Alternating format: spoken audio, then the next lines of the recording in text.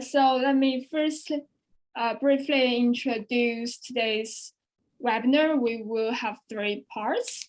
Firstly, we will invite 3 of our guests to make a presentation to let you know how it would be like to work in international organizations.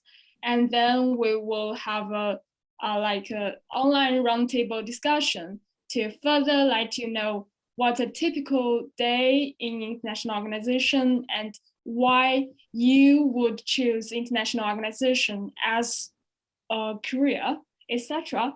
And then we will have free debate just to have a Q&A session to let the students communicate with the guests. I think everyone could hear me, right? Okay. So firstly, please let me introduce our guests today. We're very pleased to invite senior friends as well as some junior friends from China. Firstly, let's welcome Manuela Tortora. She's an Italian, Venezuelan, and Swiss citizen. She masters in international relations and got a PhD in international organizations at the Graduate Institute of International Studies and Development, Geneva. She worked at the Ministry of Foreign Affairs of Venezuela, and then she worked at the World Bank in Washington, D.C., became senior officer of Latin American Regional Economic Organizations, senior officer at the United Nations Conference on Trade and Development. Now she is a visiting professor at the Catholic University of Milan, Italy. And then now currently she is the vice president of Greycells, the Association of Former International Civil Servants for Development.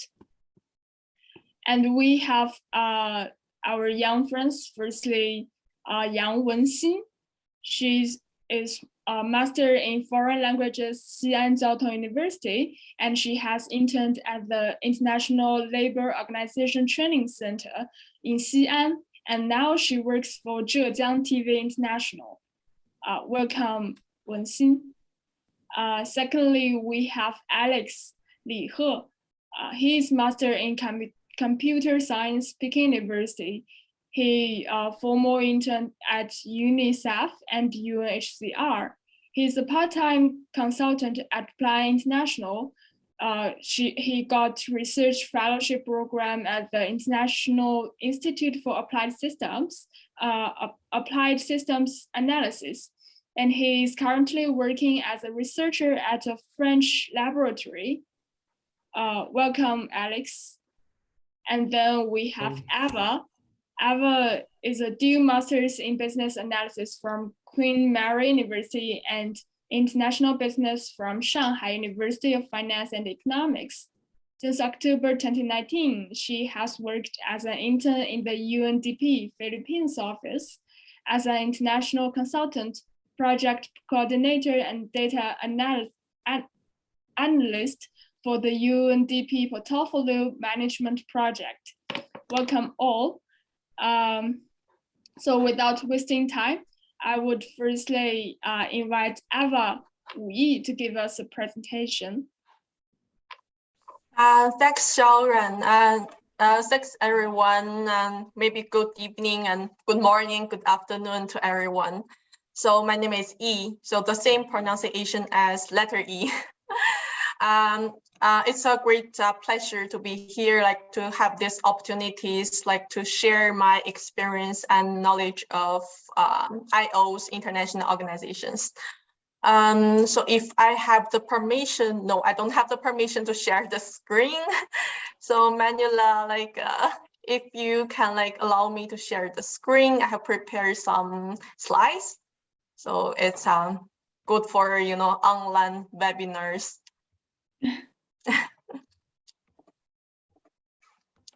Should be okay now, is it? Yes, perfect. Is it Thank okay? you. Yes, already. Okay, good. Thank you. Hopefully everyone can see my slides. Time to say hi already. So my name is E. Next one. If I can start my introduction with some background of me. So I graduate from the Shanghai University of Finance and Economics, both my bachelor's and my master's. My bachelor is all about business, and my master is focusing on working in international organizations. I'm in a dual master program, so I went to London in 2018 to study in the Queen Mary University of London. So I major in business analytics. So this is a newly built major, if I can see, based on the needs of the industry. And it's also a cross-cutting major, we learn statistics, we learn some computer science, and we also gain knowledge about business. And during these 2 masters, I went UNCTAD, as you know, the United Nations Economic and Social Commissions for Asia and the Pacific. So I was an intern there in the transport division as a research intern. So to apply for this internship, I did by audit process. And after I finished those 2 masters, I went to UNDP, Philippines. First, I began as an monitoring and evaluation intern. So it called GPO interns. It's not GPO, but GPO interns because it has a scholarship, the sponsorship from the CSC. As you may know, it's the Chinese Scholarship Council. After around 1 year and during pandemic, I gained my first official position there in the same office and same unit with an expanded responsibilities. So as a project coordinator of an international project, I also work as the data analyst for that project. So which I will introduce more details later. To begin with, maybe I want to share some knowledge about UNDP. Sorry, I saw the slides is not in the middle of the screen. Sorry for this. So United Nations Development Program is a United Nations organization tasked with helping countries eliminate poverty and achieve sustainable economic growth and human development. So that one is from Wikipedia. They always know better than me. And I also would like to introduce our organization chart. So as other UN agencies or other international organizations, we have the head office. So there we have our administrator and the associate administrator, so on and so forth. After that, we have 5 bureaus for the regions. The bureaus for Africa, Asia and the Pacific, Arab states, Europe and the CIS, and Latin American and the Caribbean. So to link with each bureaus, we have the regional hubs. So the bureaus is all located in the New York, but the regional hubs, they are located in 5 different places around the world. Like for our Asia and the Pacific, it's located in Bangkok. So actually, they are in the same building in Bangkok with UNESCAP and some other UN agencies. So after all of those regional level instruments, we have the country offices. So this usually located in the country level. Yes, and maybe one interesting you might know is about the UNV. So maybe we heard UNV, UN volunteer a lot. So that's also, I cannot say belong to associate to UNDP. It's under the same organization. And apart from those, the main part of the organizations, we also have the general service. This Bureau for the Management and Services, it's who sponsored our project. And next, if I can give you more details about the country office level structure. So in the Philippine country office, we have a front office, of course. And then the major part is the program and project implementation team.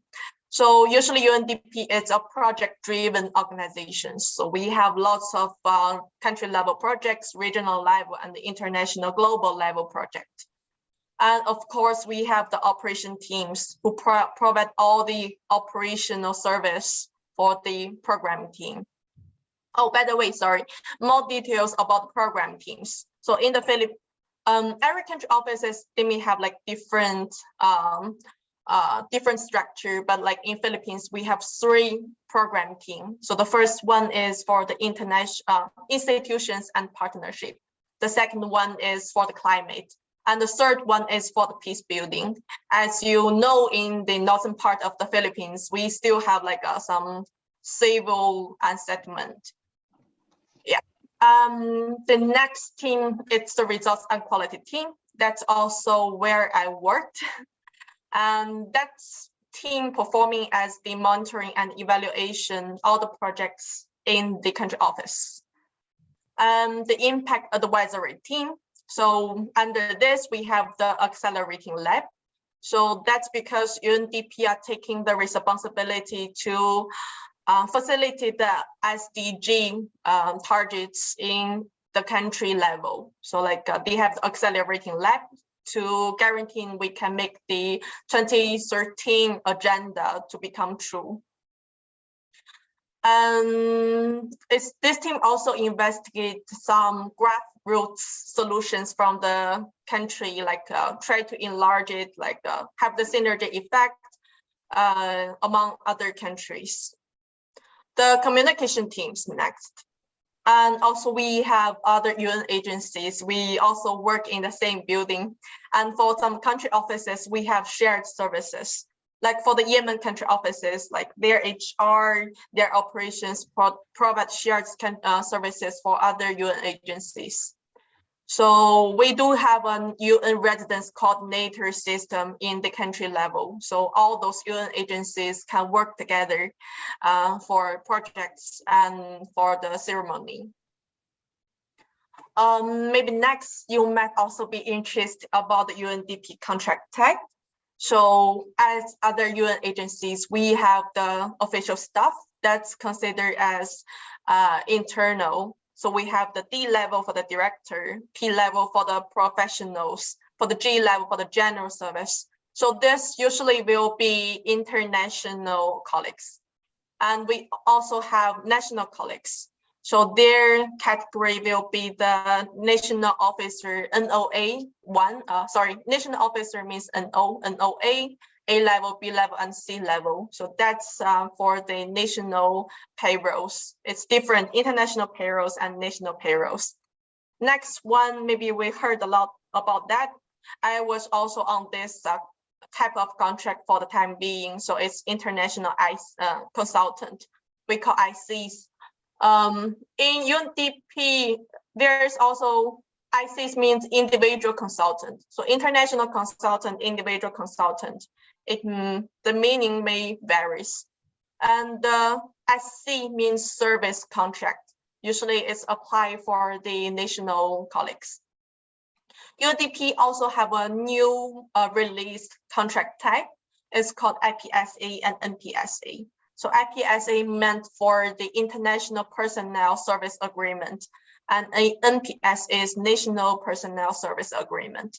So we have this new type of contract because usually we use ICs for the external recruitment, but IC is deliverable based. That means you must have a specific deliverables like to hire this person, and it's not time bound. But for some of the external employees, it's not the case. So to be fair, we have the NPSA and IPSA. So those contracts are time bound. So you get your monthly pay. Also, like we do have interns. So we have interns from CSC. We have the interns from the local recruitment.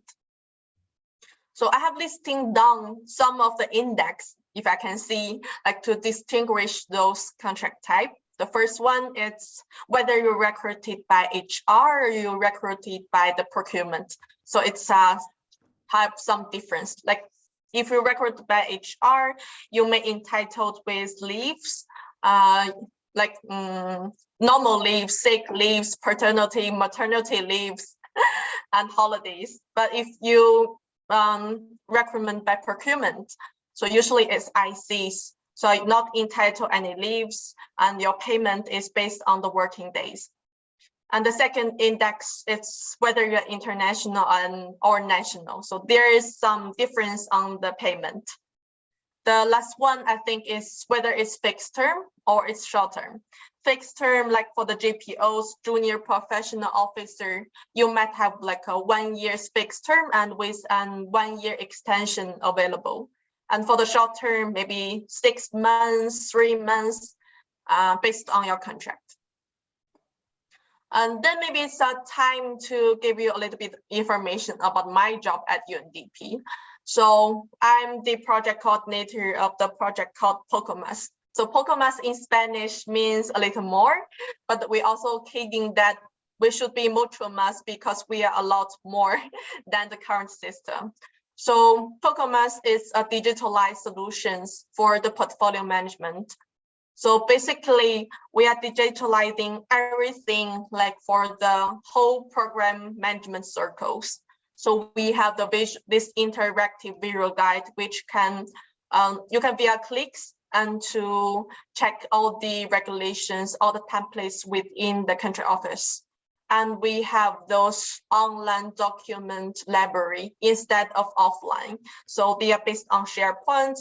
We have the document repository there. So that one can be linked with the visualization tools like Power BI. So you can have the timely updates of your documents and also filter for each program to check the details. We also have the data getting from their corporate data platform. It's Azure Data Warehouse. So we link this real-time data with Power BI and achieve all the visualizations that you can monitor your project and your progress. So our Poco Más is like a Squid Game, our own UNDP Squid Game, like to bring all the corporate platform together and to have the synergy effect. So this project has been replicated like to 34 country offices. Yesterday, it becomes 36. So in the next year, we have plans to cover other country offices, like to have those kind of digitalized solutions. So why I worked as the project coordinator? Because I was one of the developer of all those digitalized platform as I was intern. So this solution is initiated by the UNDP Philippines. So as I worked there, we developed all those digitalized solutions, of course, with help with colleagues. So that one has been picked up by the HQ and scaled up globally. So that's why I got opportunities of this position. Next one, if I can mention, maybe you already know that, but it's also good to know we have the sponsorship from the Chinese Scholarship Council. I believe IoT has one of the WeChat tweets, like explaining like which organizations provide, like payment sponsorship, like for the interns. But to be honest, like most of the international organizations, they do not really pay their interns, or it's really a small amount. So it's very good, like you can work to make the world a better place while be available to support yourself. So you can go and check the Chinese Scholarship Council. And the last one I would like to mention is what's the COVID opportunities with UNDP or maybe other UN agencies. So the first one is you will be allowed to work flexibly at home. So like you are not necessary to go to the office, but it also depends on the nature of your positions. Like you are working with your computer all the time, so you can work from home online. But like, if you need to do the research like face to face, so maybe you still need to go to the office or the field. And the next one is to be honest, like for the UNDP or maybe other UN agencies during pandemic, we also face financial difficulties. So we, like our country offices, we are doing the realignment exercise. So to reduce the unnecessary positions to save the money.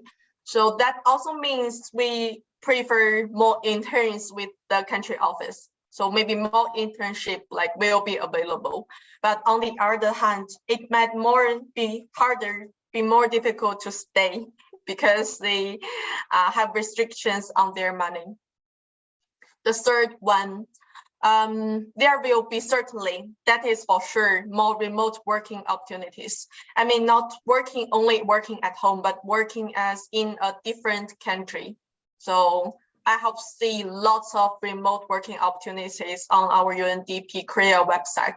That was not the case before the pandemic. So usually you will need to go to the country offices and work in the office. But now you have like more possibilities to explore. Yeah, the last one, if I can see, there will be more job opportunities related to digitalization.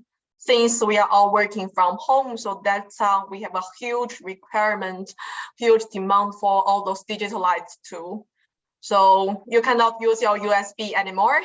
Things like we are all working at home and we have like physical distance.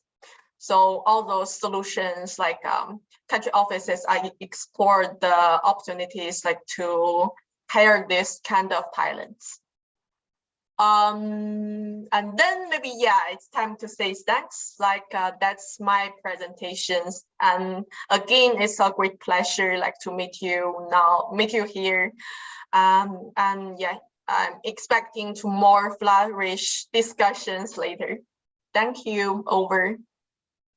Thank you, Ella. Thank you for sharing your experience and stories.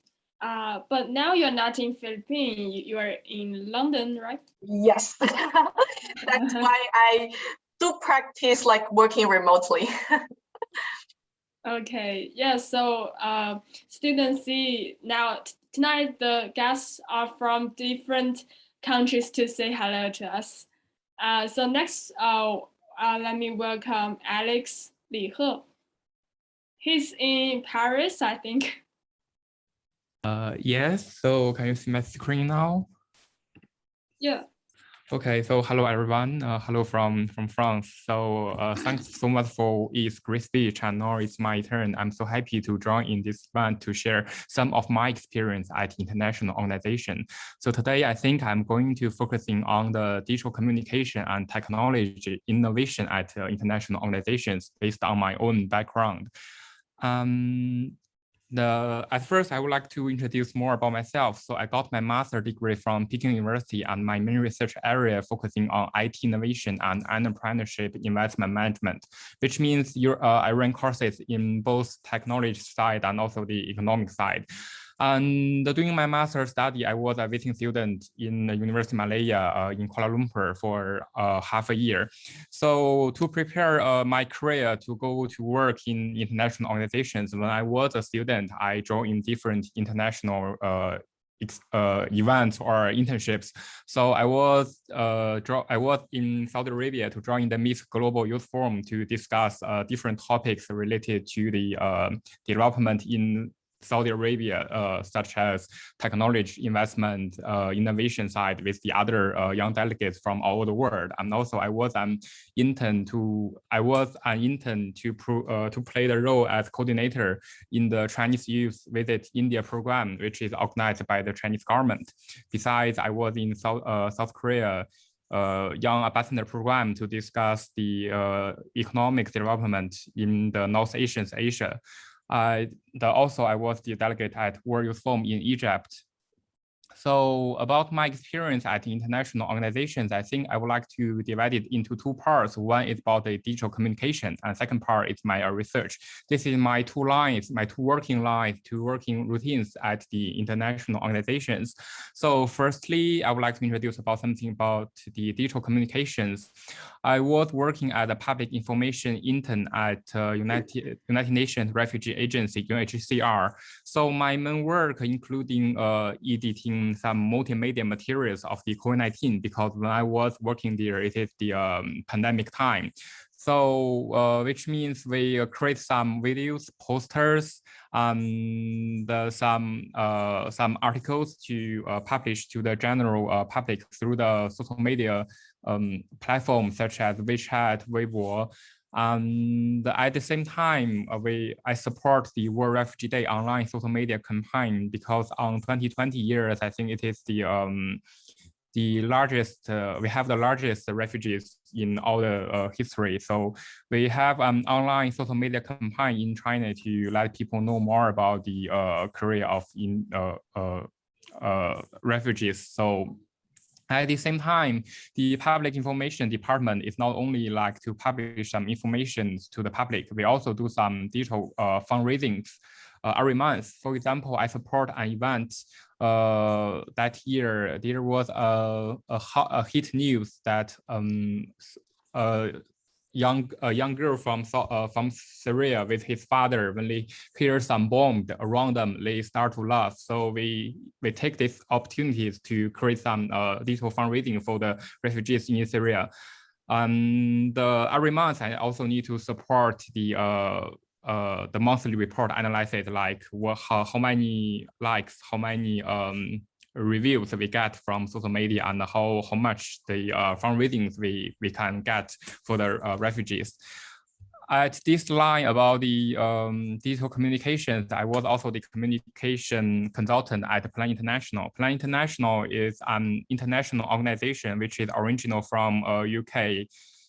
My main task is to support the ICT Girl Days, and this event is to break the barriers for the females in the ICT industry, because right now, no matter in China or in the global side, we can see in this ICT industry, we can see more male than the females. So we would like to let people to build the gender balance in the ICT industry. And here I would like to share some interesting points that even though right now we have more male programmers, more male coders, but actually in the ICT history, the first coders in our world is female. So which is quite interesting. And the ICT Girl Days will run each year to attract more females to go into the ICT industry to contribute more. The next experience at the international organization is more on the research part. So I was working at the innovation team at UNICEF. My main role is to do some innovation research. The topic is about blockchain and the children. So which means I research on how the blockchain technology can serve for the children, how can make the children development industry better. So under the whole team of the whole innovation global team, so which means many people at UNICEF working for this side. The UNICEF about 1 year ago, UNICEF can accept the donation by the Bitcoin. So this is a quite huge step in the international organization side. Which is mainly leading by the innovation team of UNICEF. At the same time, our innovation team, we also have some funding to fund some startups which can be which can make some benefit for our children industry. So normally we target on the biggest big data startups or cloud startups or blockchain startups, and we also have funded some startups in China based on the blockchain technology, and they have their goals to work for the children benefits. So this is quite an innovative job, because this is the innovation team at UNICEF. The next is about my research program at International Institute for Applied System Analysis. So I would like to introduce a little bit for this institute. It is the Independent Research Institute, which means they do research.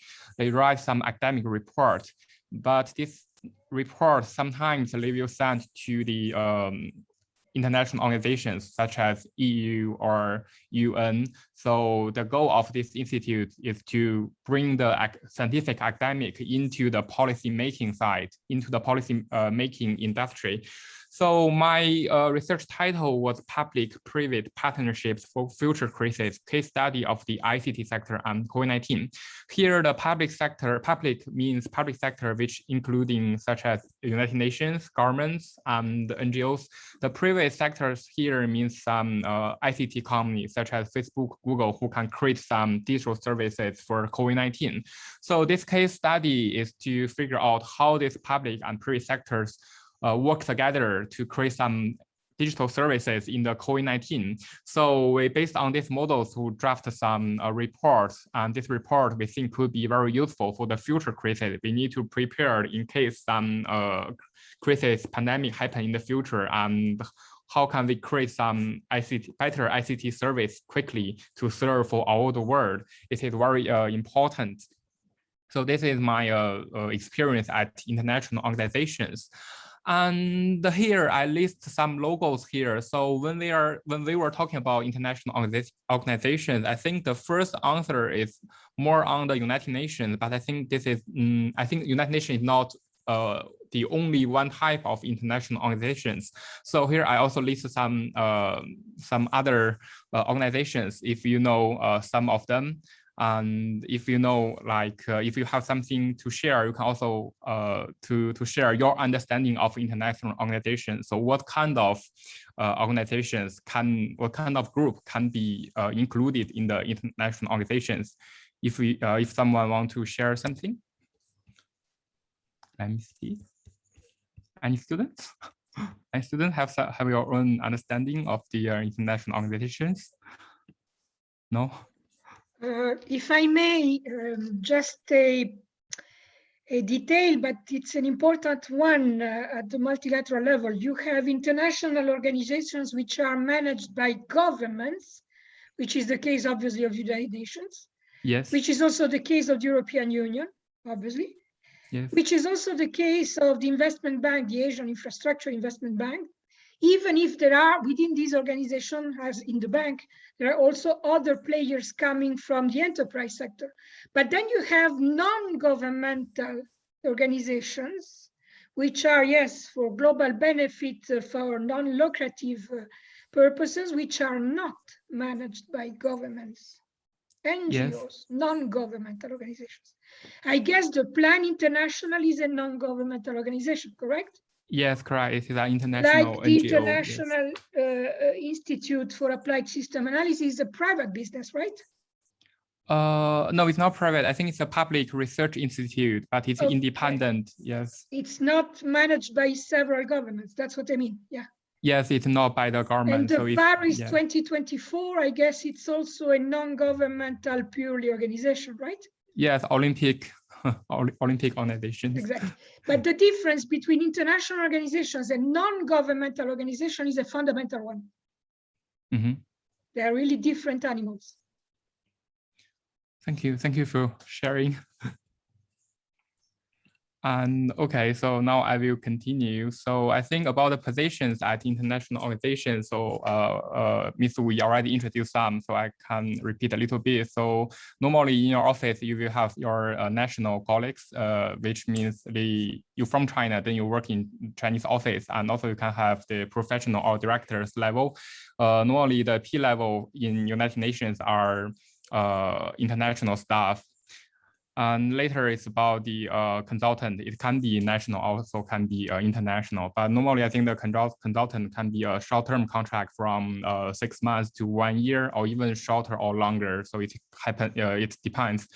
For the UNV in China, in United Nations, the volunteer, I think also get some, you also get paid. And normally the contract is for 1 year, you need to volunteer for 1 year.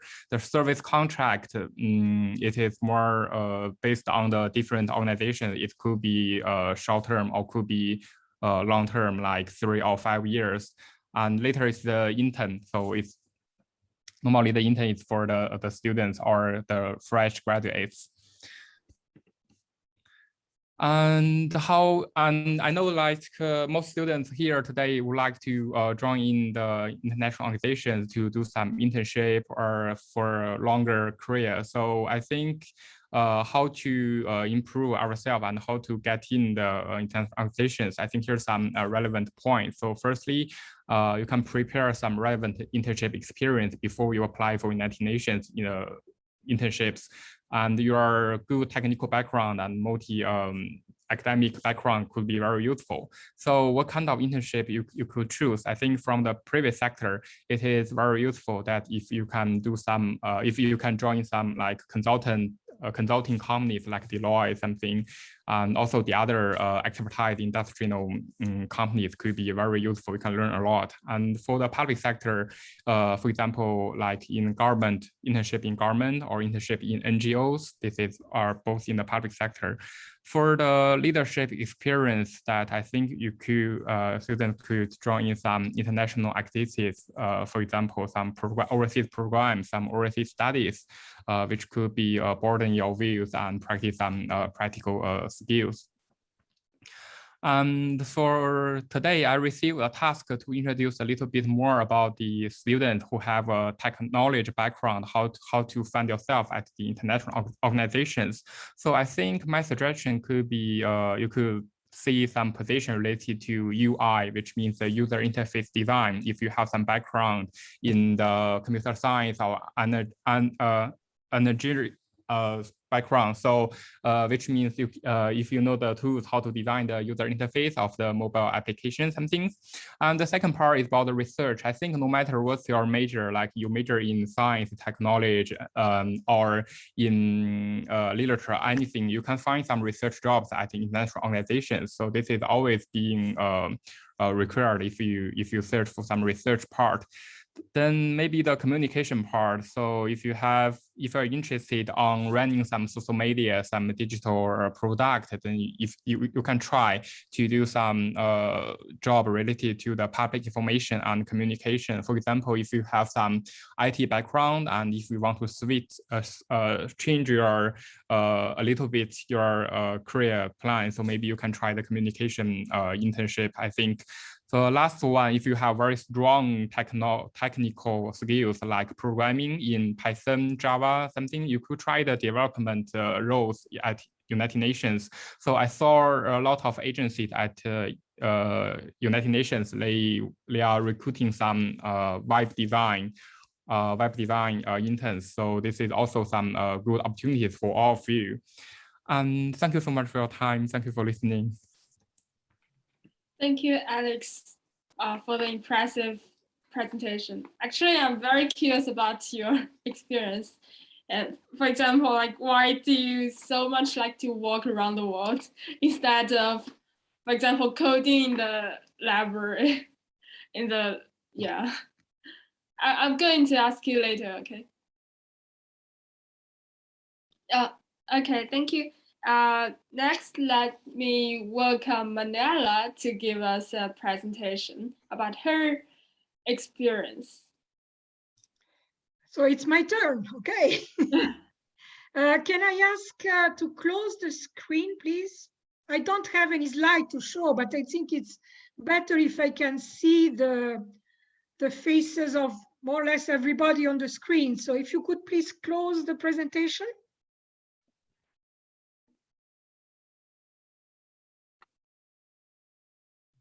Yep. A little bit more.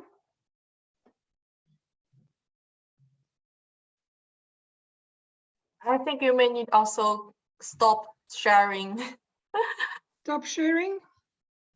Let me see. I think it's from her side. I think there is on the sharing screen icon. So there should be another stop sharing option. Yeah. Here we go. Thank you.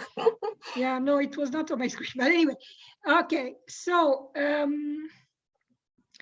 thank you very much in the first place for organizing this exciting exchange. As I was saying before we started, we probably will need another session or maybe 2 more sessions. I don't know exactly, but the topic is so wide and the diversity in international organizations is so huge that what we can say in whatever, 1 hour and a half is just not even the tip of the iceberg of the sort of information and experiences that you would like to know and to share. So let's keep that in our pipeline, if I may say. As you know, Xiaonuan knows very well, Greycells is always available to share with all of you what is our bread and butter, which is precisely working in international organizations. As you know, Greycells is the association of former, meaning retired, international civil servants. We come from different organizations from the UN system. We are mainly, not only, but mainly Geneva based. And we have certainly no problems in sharing with you without any sort of official language what are our individual experiences. Now, as far as I am concerned, as you probably saw in my very brief CV, in short bio note, I had two main experiences as international civil servant in two main organizations. I will come to that in a second, but my whole professional career, which is more or less 40 years of career, were always all the time related to multilateral organization and sometimes also regional organizations. Even if I was sitting at the governmental position. Now, going to my international career as an international civil servant, my first experience was at the World Bank in Washington, DC, at the headquarters of the World Bank. And very briefly, what I can say about that organization is that it is certainly not anything that looks like a UN entity, even if it is, formally speaking, within the UN organigram. It is part of the UN system. But the World Bank and the International Monetary Fund are very special organizations. I will not go into the details, but just to tell you that they are both extremely powerful. The World Bank is absolutely huge. They have more than something like 20,000 permanent international civil servants at all levels, with the capacity to encompass all sorts of topics, going from not only economic topics, but going from anthropology to purely scientific matters. Absolutely huge, impressive, but the most important thing is that the World Bank has a lot of power, not only in financial terms, but in terms of generating ideas that have a big influence on policymakers all over the world. So it is really an engine to generate ideas, particularly on economic development in a very broad sense, again, encompassing all sorts of topics. I was very lucky because I was at the World Bank during 4 years between 1989 and 1994, at a critical time when the World Bank was having an extreme influence on the decision-making of many developing countries, particularly Latin American countries at that time, with what we call the Washington Consensus dogmatic recipe for development. It was a turning point in the history of development thinking, so I learned a lot. During those years at the World Bank, I was a member of the executive directors board of the bank, so I had an overview on all the topics, on all the operations of the bank, on all the policies of the bank. And I learned much more than what I could have learned in 3 or 4 PhDs at the same time. That really changed my professional experience. Then, well, I will jump on some experiences in regional intergovernmental organizations in Latin America, but then I landed through a competition exam at the UN Conference on Trade and Development, which is a UN entity within the UN Secretariat. It is at the core of the UN system, is what we call the UN proper. And it is, as the name says, devoted to the interface between trade and development. It is a very small secretariat. It has no more than around 500 civil servants, all based in Geneva. There are no regional offices, no country offices, Everything is done at the country level through missions, shorter missions, 1 week, 2 weeks, sometimes a month maximum. Well, that was before COVID, of course.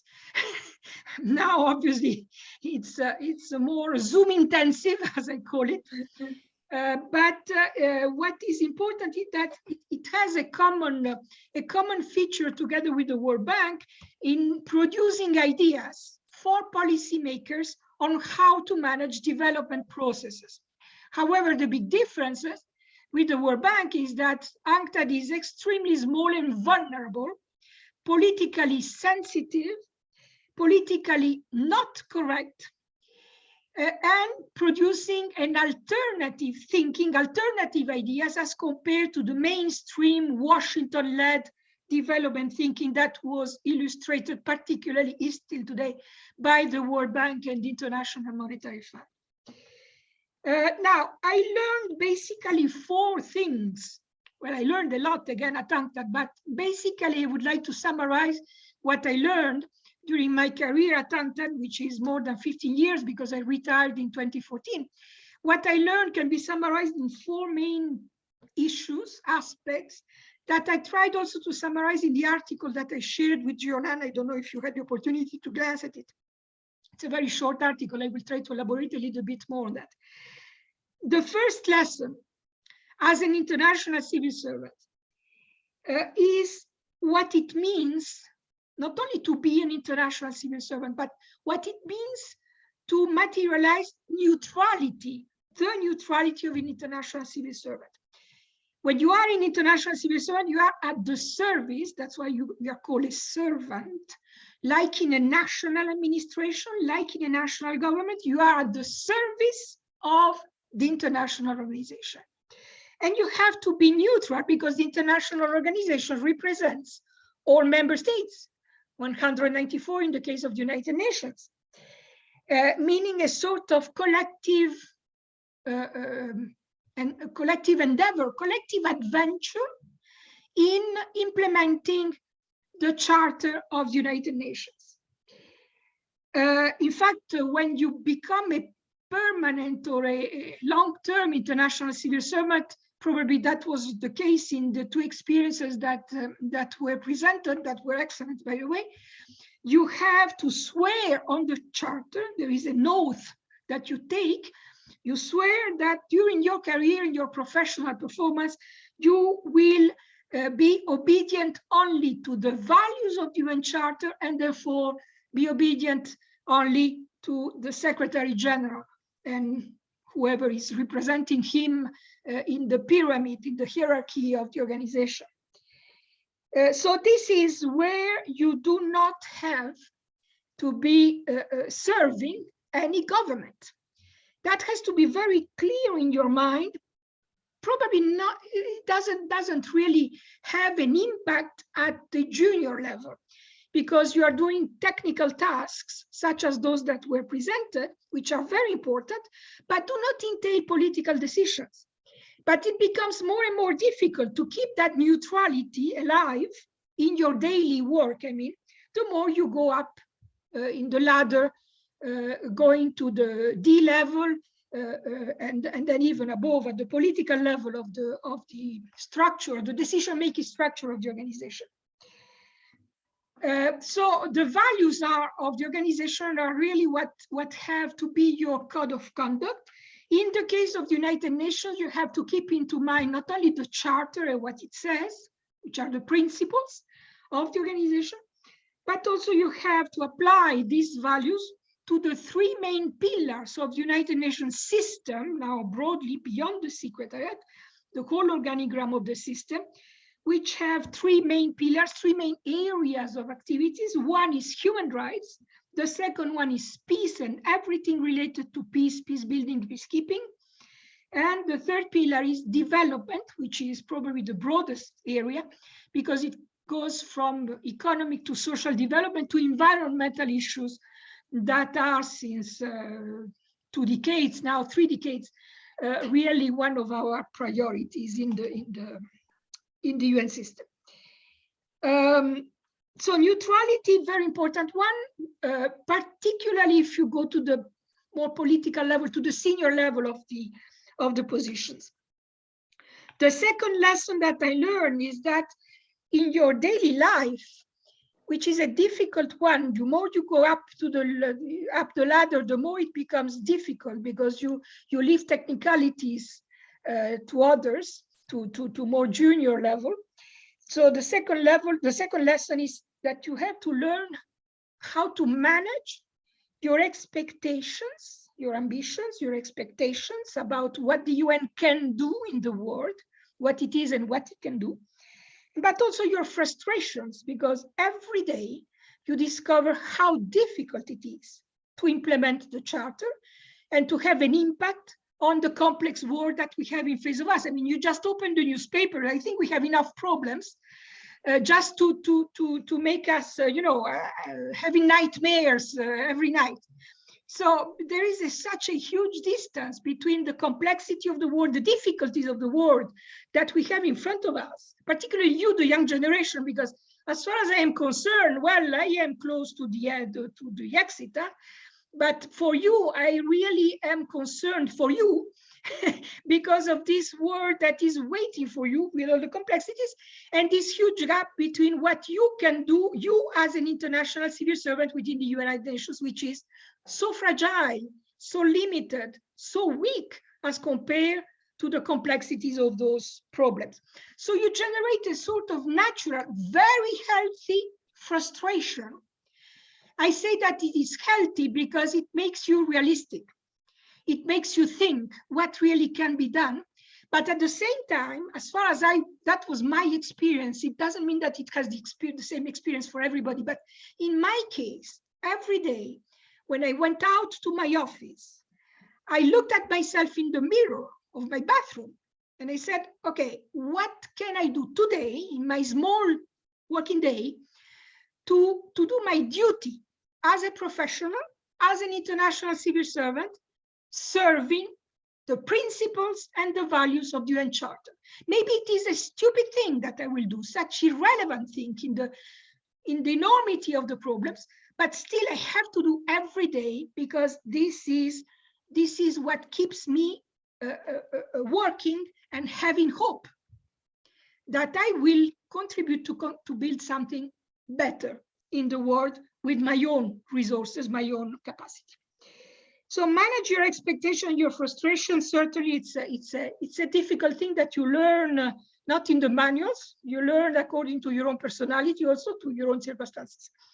The main obstacle in this management of expectations and frustration, but also in the management of the neutrality that I mentioned seconds ago, the main difficulty comes from the clash between national sovereignties. Each sovereign state is a member of the organization. There is nothing above national sovereignties of each one of member states. So a clash between those sovereignties, individual sovereignties, and the need for a global governance, for global rules, for global code of conduct, global values that really go beyond the national sovereignties to make it better. I think we had a fantastic example in the last 2 years with the pandemic, where global health is such an urgency for everybody on the planet, far beyond the national boundaries, far beyond the national governments, is something that really has to be managed at the global level, because global health is a global need. The same with climate change.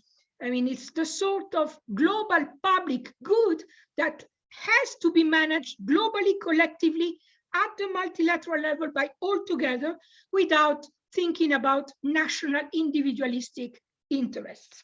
So this constant daily clash makes your day or your work, depending on the function that you have, obviously quite difficult, but also extremely interesting, by the way.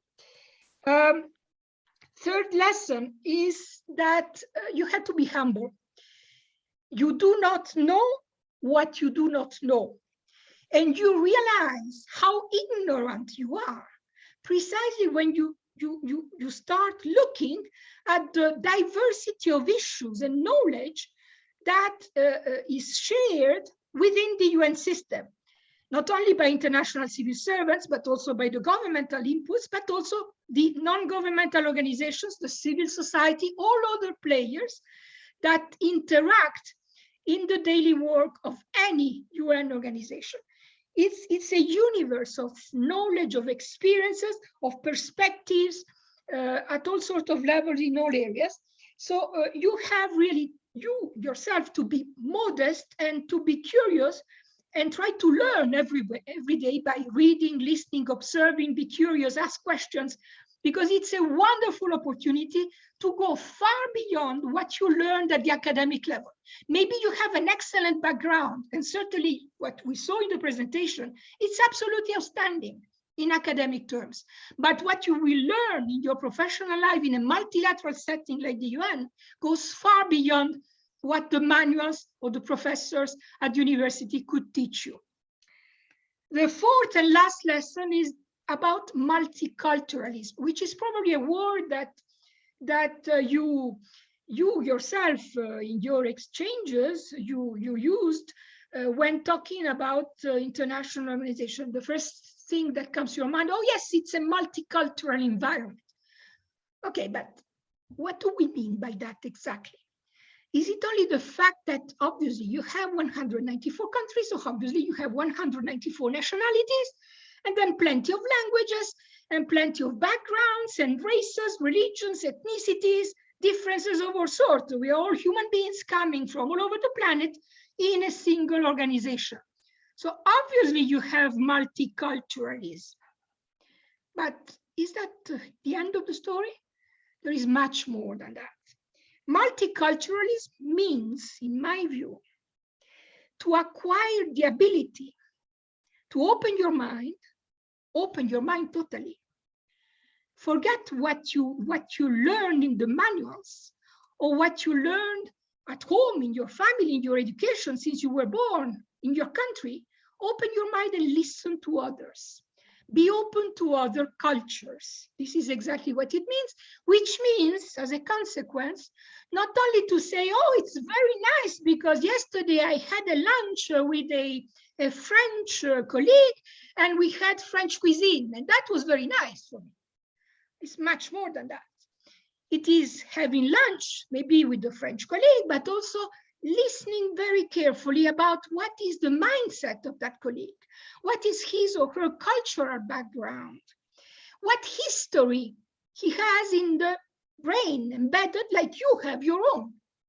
So be open to that and adapt your way of looking at other people in such a way that you do not have barriers, you do not have predetermined judgments or opinions. You are neutral at the beginning, and then you want to learn and to know and to understand the point of view of the other person in front of you that comes from another latitude. This is really what multiculturalism is. So to be able to take advantage and to understand, or at least to be curious with an open mind about understanding diversity that is your daily environment at the office, with other people, with other nationalities. In this sense, the United Nations is absolutely unique. You do not have any other environment, working environment in the world that has anything similar to the level of diversity that you get at the United Nations, not only because of the diversity of nationalities, but the diversity of perspectives that have to come together in a meeting room or in an office, in the corridor of your office. So this is a privilege, a fantastic privilege for you, because this is where you grow as a person, as a human being, where your mind is shaped according to different parameters as compared to those that you had so far. Doesn't mean that those that you had were bad. It's only that they were not enough, not sufficient to fully understand the diversity of our world, with all the mindset and opinions and views and perspectives that come with this diversity. So just a word to conclude. For me, it was really a privilege to be an international civil servant. And as I said minutes ago, to serve literally the cause, the value, the objectives, the goals of the UN Charter of the United Nations system, in spite of the headaches, the long weekends, the long hours working, the frustrations, even the financial frustrations, because do not think that you will have a big salary all the time, certainly not a comfortable one, maybe at best, but this is not the place where you can make money. So in spite of all that, still as a human being, I enjoyed it a lot, and I would do that again and again if I had the opportunity to start again my career. Certainly, no doubt I would start again with the same path. Thank you so much, Yuan. I'm open to question, of course. Thank you, Manuela. Yes, clap. Yeah, thank you for your full lessons to us. I do like about them. And it's really a higher level, I think. Hopefully we will discuss about them later. So now we will move to the second part. We will have an online roundtable discussions. And for now, I have some questions for you, mostly for all the guests, but also some for one of you. So let's start. Firstly, the question is for every one of you. Why do you choose international organization as your career, as your job, rather than to choose, for example, private sectors, etc.? For example, I know Eva, your major is almost all about business, but you choose IO to do digitalization for your job. Why? And also for Alex, why you choose IO rather than work in China to be a computer engineer, etc. Please. Yes, if I can take the floor first. The reason why I choose IO, as you said, I'm basically from business background. So the first reason I can give is because I like the multicultural environment. So that reason may seem plain, but that means a lot to me. So like, maybe you can see like some private sector, they can also give such environment. You can work with foreign peoples, like people coming from other world. But as Manuela said, it's different. In the UN, in the international organizations, it's not only talking with people from different culture, but it's also like be respect, try to understand, and like and dealing with issues like facing by the world makes you also feel different. Yeah, that might be my first reason. It's very general, and I do have like practical reasons for the reason why I choose IOs, because I like traveling, and I like traveling in a more organized way. That means I have my organizations, I have like colleagues like who are familiar with this country. I can get advices like for work, for career, for living. So because I'm a person like who do not like risk. So that's my personal reason why I choose the international organizations. Yeah, and the third reason maybe about the working mode. So maybe international organization is a good choice when you want to transfer your working stations a lot. So like, but maintain a main career path. So like, you don't need to switch the industry, and you can work with your, like me, like you can work with the one projects, Tokomas projects, but I lived in Philippines. I go back to China, but now I'm in London now. So that's gave me, makes me feel very happy about that, if I can see. So yeah, over. For me, I think the reason is quite simple, because I think between the private sector and the international organizations, I think the goal of these two are totally different. I think sometimes for the private sector, the benefits is the most important thing. So you work for the company, and the company makes some benefits. And I think for working for the international organization, it is more for a huge goal, like to improve all human beings' benefits. So the benefits, the definition to these two benefits is totally different. So I think this kind of job in international organizations are more meaningful for me. So I think I would like to, through my own expertise, my own like technology background or the other background, to contribute more in this industry to help more people. I think a small step from each individual could combine together to make a huge step for all the human being benefits. So this is how the history, like for the international organization, for the United Nations, for the long term, that every people with different background to contribute some part of their efforts, and then we can make something huge. Thank you. Over. Thank you. Well, maybe like what Manuela just said, you and also we should be careful, be humble about what we can do in IO, what UN can do. But of course, I think for especially young generation, it's good to have this dream, have the goal of that. It is what drives you every day. Dreaming drives you every day. You know, the more I get older, the more I have dreams. It sounds very romantic, but at the end of my career, I realized how much dreams are important. If you do not have superior goals in your life, as your colleague just said, well, then your life is very much limited to what you can earn with your salary every month, and then particularly serving the purposes of a firm that is making money, period. I mean, this kind of limitations, as far as I am concerned, were never satisfactory, were never in my plans, by the way, anyway. But you should not be afraid of having dreams and being utopic.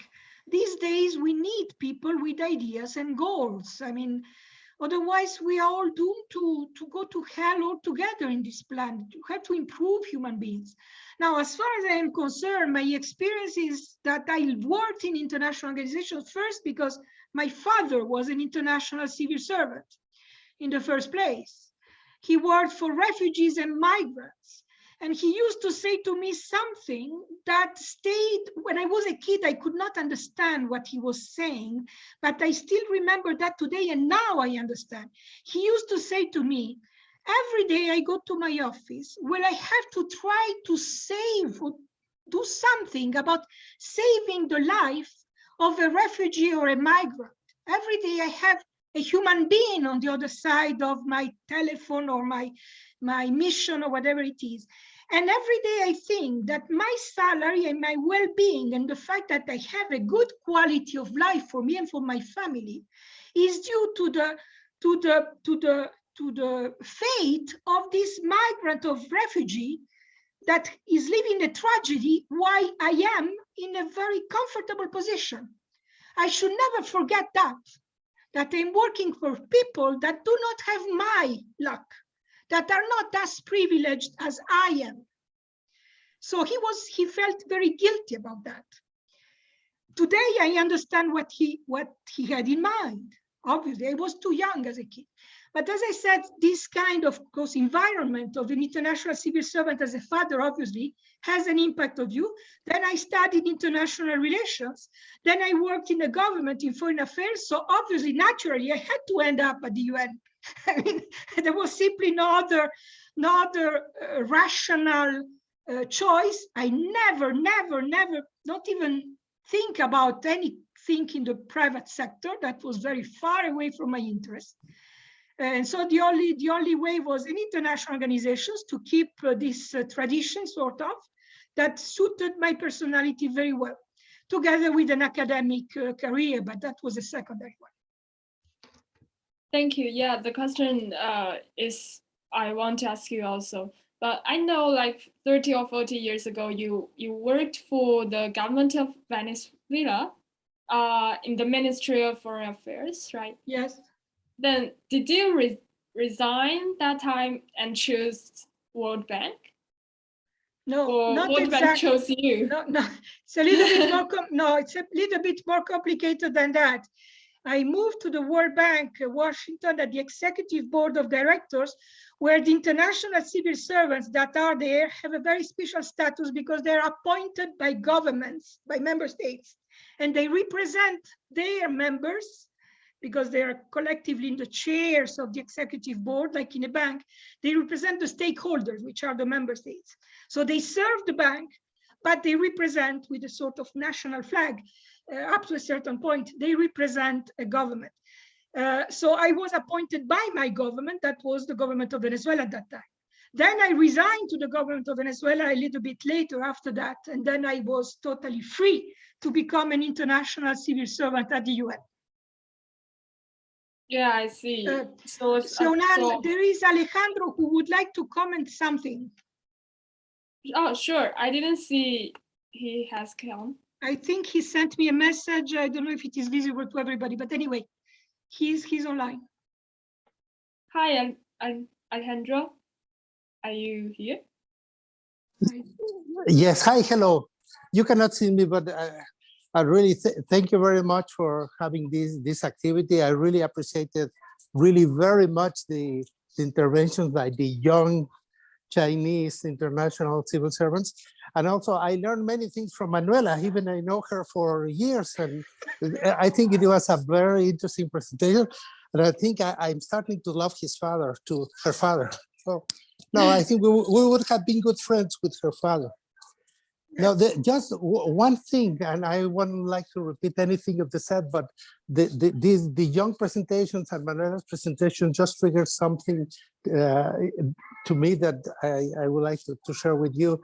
The first one is that you really have to be clear in your life objectives, because when you are young and starting your career, you have your own dreams and your own aims and your own strengths and your education and everything, but you are very light.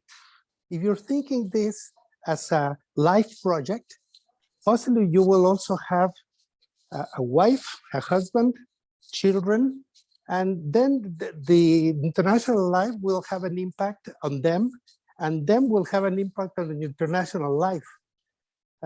It's not the same thing to be just a couple of years when you are very young, starting your career and promoting everything, that, for example, leaving home to save migrants that are crossing the Mediterranean when your son or your daughter are sick, and you know that they are sick, but you have to leave because you have to do something abroad. I felt that because I had, in 1 year, my record was 35 missions abroad, 35 missions in 1 year. So I had to leave my family, I had to leave my daughters, even if they were sick, even if they had a concert at the school. That was a little bit difficult. So there's also the life thing. Also, I have witnessed that there are many young people that go into the United Nations, but I don't know what's going to be in the future, but in the past, not all of them had the chance to have an international career. I don't know what the percentage is of people who go into United Nations and people that continue and have the chance to have a continued career.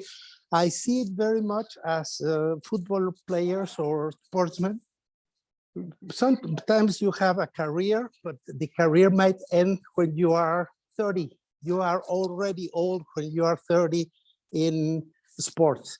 And sometimes if you start an international career and you are not lucky, the government doesn't have money, there are cuts, and you cannot proceed with an international career, the international experience is a fantastic experience that you can exploit somewhere else. But you have to be prepared to change. And as Darwin said, the species that survive and are not the most intelligent or the strongest are those who can adapt the best to the new circumstances. And I think that quality of adapting to new circumstances is key. So that is one of the points I want to mention. The other is that international officials, we are all humans, and we have our qualities, we have our good things, but we are also jealous, and we we are in competition. And when you are in the international field, you will also be in competition. You'll have to fight to get your ground, to get your position, to be acknowledged. It's not just a fairy tale, very easy, everybody will be helping you. There's a competition because everybody wants to go up and everyone wants to serve, even though if we are all willing to contribute to our dreams. That is the second part. And the other, it was touched by Manuela very nicely, is that if I wouldn't need the money, I would have paid myself to have the life I had in the United Nations, because it has been so rich for the purpose, for the dreams, for the things that you did, but also for the people I knew. Because it was not only my colleagues that I was in line with them, as Manuela mentioned, the cultural aspect inside the office, which is really very important, but also the cultural life in your work outside. I know employers and workers and government officials from more than 100 countries, and that was so enriching, but also that was also very challenging. I had to become Senegalese people when I went to Senegal, and I had to become a Nicaraguan when I go to Nicaragua, and I had to become as Chinese as I could when I was in missions in China. So you have to be adapting, but it was so enriching, but you had to pay a price. I know I paid a price with my family. I paid a price with other business opportunities. I am not rich, but I just had a comfortable life because I was so lucky to have a long-term career in UN. I'm not sure, maybe Manuela has more information about this, but it's not easy for everyone to have a long-term career in United Nations right now. So well, that was my contribution, and congratulations. The three presentations were excellent. Thank you. Thank you, Alejandro, for intervention and sharing. Yes, like you said, only have dreams are not enough. We need to make preparation for it, to face challenges if we want to be international officials for a long time. Thank you. And also please allow me to briefly introduce Alejandro. He got his master's in mathematics applied to economics and PhD in economic development. He was a former director of the Social Protection Department of ILO, and currently he's the president of Greycells. Okay, thanks. And I also have a question for Wanxin. Wanxin is a graduate from Xi'An Jiaotong University, and I know now you are not working in IOs, but I think your internship experience is also helpful. What's your feelings in doing internship in ILO Xi'An, and how it helps for your job now, maybe? Okay, hi everyone. My name is Wanxin, and so right now I'm not working in the IOs, but I used to pursue a path for the international service. So basically, I did 2 internships when I was in my undergraduate study, and the first one would be the ICOMOS China. Is an international council on monuments and sites.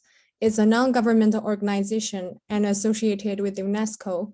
And I worked as an intern at the ICOMOS China at its conservation center based in Xi'An, and is located at the Wild Goose Pagoda. And most of the work involved with IACCX works for the conservation and protection of the cultural heritage and places around the world. So for organizations like this, just as Li He mentioned earlier, that is a non-governmental organization that also opens for cooperations between different countries. So I did apply for the internship in my last year of the undergraduate program. So for organizations like this, it's more local based. So I did have the chance to explore many historical sites that are located in Xi'An. And I did participated in many large projects, such as the Belt and Road initiatives. So that's for the joint nomination for the UNESCO World Heritage List by countries along the Silk Roads. So basically, I think this internship at the local-based agency that is more related to my experience as a Chinese, and also my knowledge, use a lot of knowledge that I have for Xi'an and its different, the features, the monuments and sites. And I think it was very meaningful. And also then later on the summer of after I graduated from the bachelor program in Xi'an Jiaotong University, I went on an internship at the International Training Center of the Labor Organization, which is official training center of the UN agencies, and is located in Turin, Italy. And this internship, it was 3 months. I was stayed in Turin, Italy, and to help the organization organizing a program called the Global Youth Leadership, and is my internship is more about the media and publicity activities for the program. So for my 3 months stay in the Italy, I did get exposed to more multicultural environments, as we already mentioned like multiple times in this webinar. And I think it's a totally new experience for me. And I do feel this environment, that respect for the diversity working for the IOs. And I think that's really what I have learned a lot from my inspiring and outstanding professionals that who are working for the UN agencies. So I think that's the two different things that I've experienced from my past internships, and I would like to share with you. Yeah. Thanks. So next question, I would like to ask Alex. You mentioned Plan International just now, as you said, it's not in UN system. I think it's not very familiar for Chinese students. How do you know about this organization? And what's the chance for you to become a communication consultant in Plan International? I think for the international organization, I already mentioned it. Actually, I think it's including different types. So the international NGOs are one of the types. So I think for this kind of NGOs, we could search online. So for example, there are Greenpeace, Plan International, also, I think ICRC. So these are quite well-known NGOs. So for right now, during the pandemic of COVID-19, I think there is one NGO focusing on the vaccine distributing, who's closely coordinate with WHO to figure out how we can create a better environment for the vaccine distributing to different countries, including the developed and also the least developed countries. So I think the NGOs also play a very important role in the SDG development processes. My suggestion is to maybe open the broaden our views on the searching point. Like we need to, for example, we can search for different sectors like gender balance. So what kind of UN and what kind of NGOs are included, and also if you're interested in the environment protection, you can also search the international environment side like UNEP, Greenpeace, something, also WWF. So yeah, that's it. Thanks. So you've already know, for example, Plan International when you are in China. Yes. Okay, see. And here I have another topic, because Manuela, she just mentioned the clash between individual sovereignty and the identity of an UN or IO official. Can any one of you give us an example that you ever met or faced with this clash, for example, in a project or anything? I think Manuela, could you? An example of the clash between being an international civil servant and having a nationality? Is that the question? Yes. Yes, examples. Yeah. Well, in the first place, I have to clarify something as far as I am concerned, which complements what I said minutes ago. First, as I said, I was raised in a family with a father that was already an international civil servant, so I knew what it was to work for the UN organizations and putting aside your own nationality. My father was Italian, of course. So I was raised in that environment. So the question for me was already more or less learned. May I say that? In a way, in a sort of natural way. And then when I moved very strangely to Venezuela and I became a diplomat for the Venezuelan Foreign Affairs Ministry, which was not my nationality at birth because I was Italian at birth. So I became Venezuelan. I immediately, after a few months, I landed in the cabinet of the Foreign Affairs Minister, and I was negotiating on behalf of the Venezuelan government. But the trick for me was to do my duty and to forget about having one or another nationality. At that time I had two, now I have three, because the purpose was to serve what I was supposed to serve, to implement what I was supposed to implement, what was my duty. And during the 15 years I was a Venezuelan diplomat, my duty was to serve the Venezuelan government. This is why I left after 15 years, because I was not in agreement anymore with the policy, the overall policy of the Venezuelan government. So this was the kind of clash that I lived. And when I moved to the United Nations, I felt totally free, because I had to serve the UN Charter, as I said, the values, the international global values, and not a country, not a specific country. So the clash for me was out of the picture. There was no clash anymore. I was only an international civil servant, period. That's it. And of course, you always see in your career as an international civil servant, you always come through anecdotes, episodes that show you that the clash is there in the mind of other people. I will give you, if you don't mind, maybe three examples, three anecdotes, let's put it that way, that illustrate what you can call a clash. I call just episodes, but it's indeed a clash. The first episode is particularly when I was at UNCTAD in Geneva. I was dealing with donors, developed countries donors.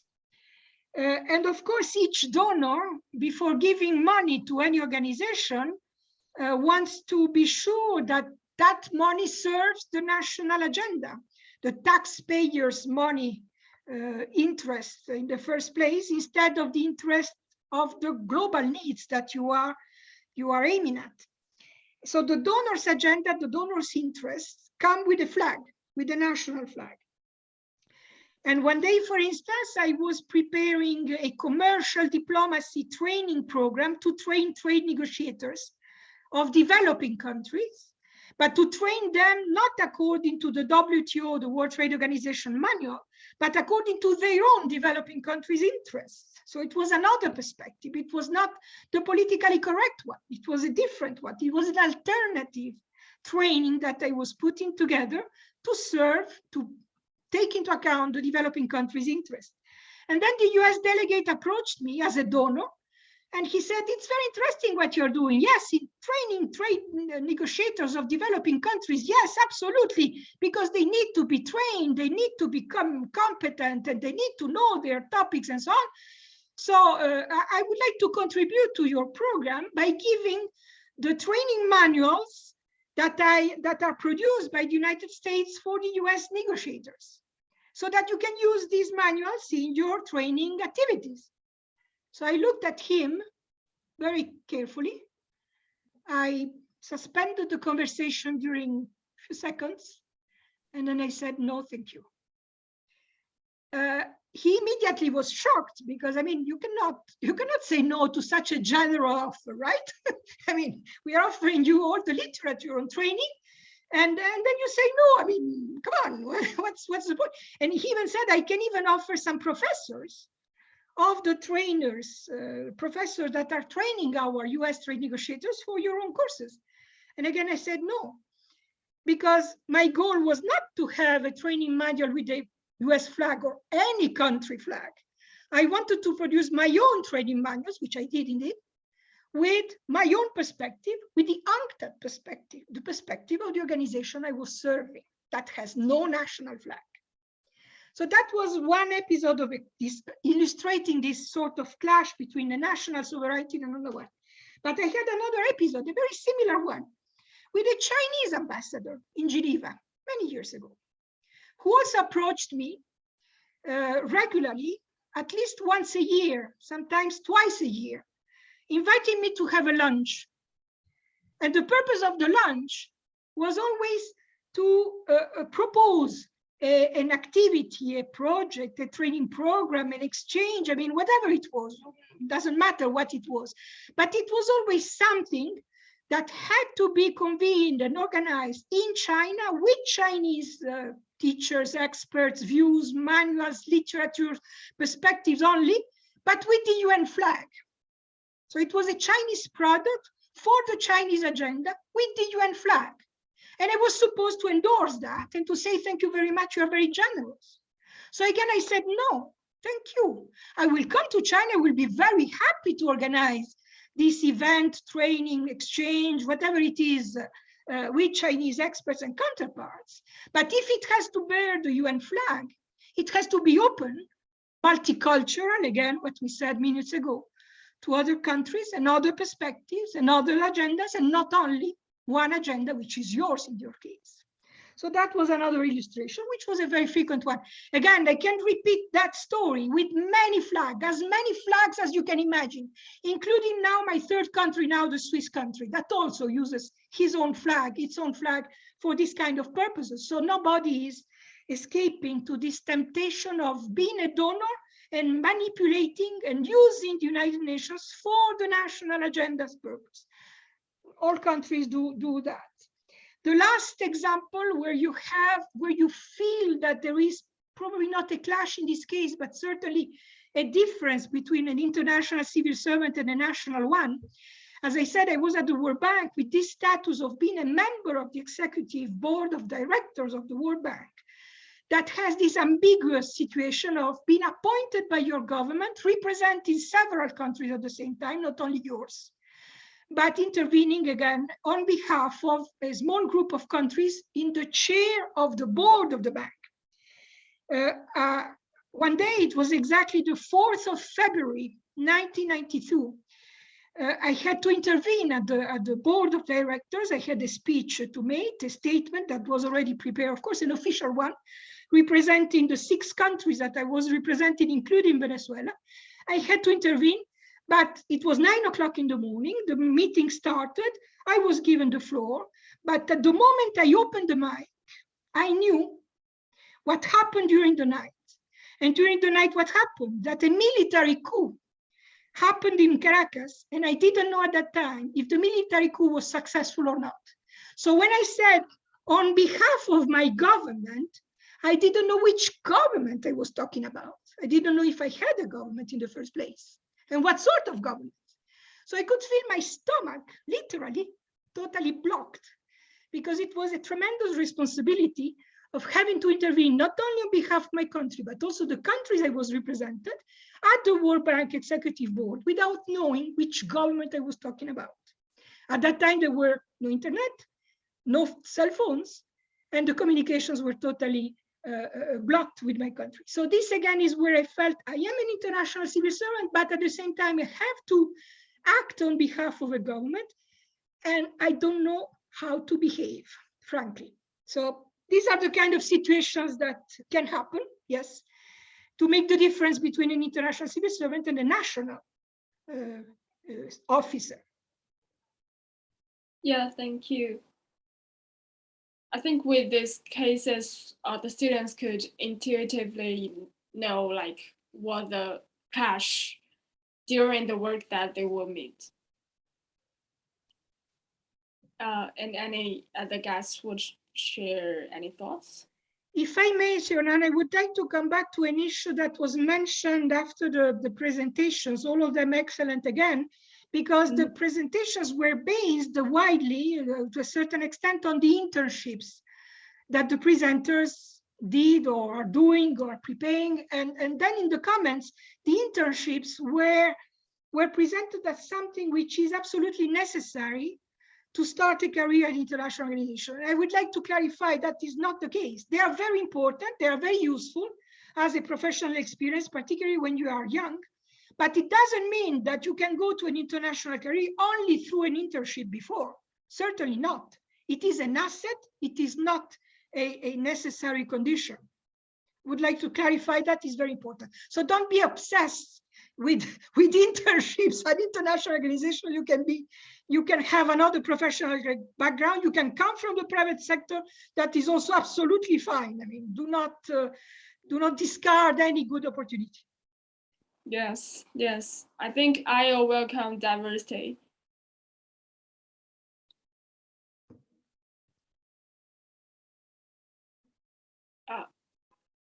So no, other guests, would you share your thoughts? Okay, I see. Yeah, maybe just like for junior international civil servants, it's not that easy to meet this challenge. But I think it's a necessary issue that every one of us need to think if you want to be an international civil servant in the near or far future. And another question is for junior guests. Can you share your either your typical day or an impressive project you have ever done?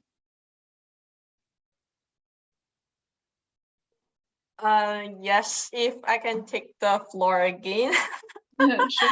Yeah, because like I have already introduced like my work at UNDP, so like that's the major project like I was involved in. Maybe I can share some of interesting moments like before I get this job or after I get this job. So like maybe that can inspiring like everyone if that can inspiring some thoughts. Yeah, so the first one, that was I was the intern. So like we have an internal meeting discussion like to making sense of the portfolio. You know, like the portfolio consists of all the projects. So our colleagues just wants to making the linkages between the projects so they can know how they can work together. And actually I have a very interesting photo here. So this one. So actually that's the results of their meetings. So like they are trying to link with the projects, but they use the string. And after the linkage, they finally found out like it's too difficult to identify the linkages in this way. So that's the time I came in and say like, maybe I can provide a better solution for this. So I say maybe I can coding the projects, just numbering the projects and make this one in the Excel and then do some visualization about that. If I can also share the, the visualizations I did for them. Sorry, it's a video, so I need to share again. So that's the visualization after my contribution like to this sense-making exercise. So the reason why I want to share this kind of experience is because, you know, like when you get any chance, any opportunities in your organizations, if you want to stay, just seize it. Like if there is no chance that you can like show your capacity, your ability, you just create an opportunity like to show the value, show your value to the organizations.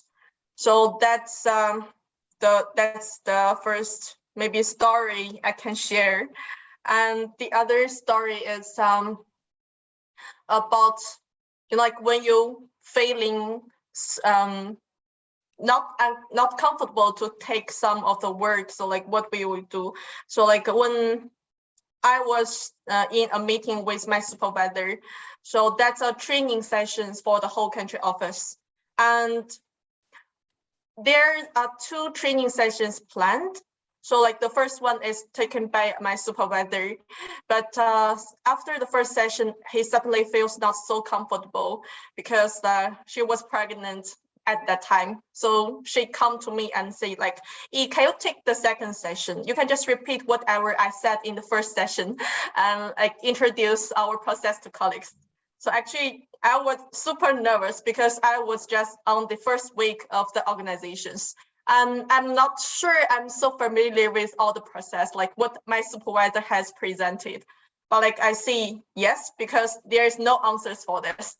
The meeting was already scheduled, like you cannot force a pregnant women, like a lady, like to keep working while she is not feel comfortable. So that's the, so I take the meeting and I tried my best, like hopefully colleagues should also learn some knowledge like from my side, and they all very kind. They know like I'm new, so like they give me lots of patience about that. So that's the second story I would like to share. So it's not that difficult. Sometimes like you feel you have a your stomach won't feel so comfortable about these activities, but surely you cannot believe yourself. Your colleagues trust you. The colleague trusts you. Why not you trust yourself and give yourself a chance? So yeah, that's the second story I would like to share. Over. And for me, I think about the meetings, I have something to say. So for example, when I was the consultant at Plan International, so my first or second day, so my director told me that you need to join the global meeting, which means every office of Plan International in the world, there is one communication manager or communication consultant will join this monthly meeting. So it was quite challenging for me because I was the first week and some of work I'm not very clear, but I need to join this meeting to finish this task to represent the our office. And sometimes in the international working environment, it is very challenging. It is also very challenging on the language part because the people speak English with the different accent. So in a big meeting, sometimes it's very hard to take note. Something is quite challenging for the non-native English speaker too. So yeah, this is the first thing following with speech I think about. And for the project I did at the international organizations, I think I already introduced some during my first speech here. So I think when you are running some social media account, you have some interaction with your audience, with the public. This is quite interesting for me. Sometimes we need to plan some online campaign, so we need to we need to have the plan on the influencers like the KOLs, key opinion leaders. So we need to do some line research, or we call it background research. So which influencer you are going to invite. So this is quite interesting. So kind of like you need to go to Google or Baidu to search the famous people's background, and you draft some report and deliver to your directors to analyze why he is fit for this program and why she's not fit for this online campaign, which I think is quite interesting or funny thing for me. That's it.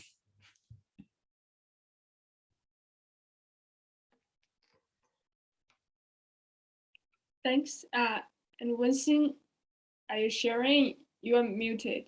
Yeah, just unmuted.